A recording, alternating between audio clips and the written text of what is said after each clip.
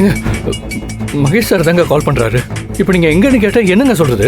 உங்களுக்கு தெரியாதுன்னு சொல்லிருங்க.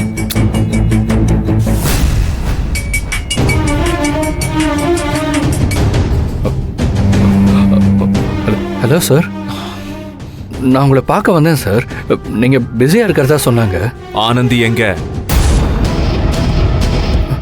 ஆனந்தி வந்து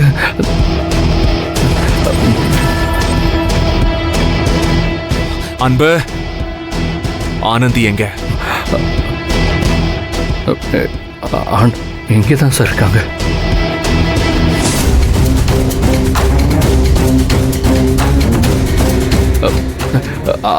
அவங்களே திடீர்னு போன் ஆனந்தி கிட்ட கூட.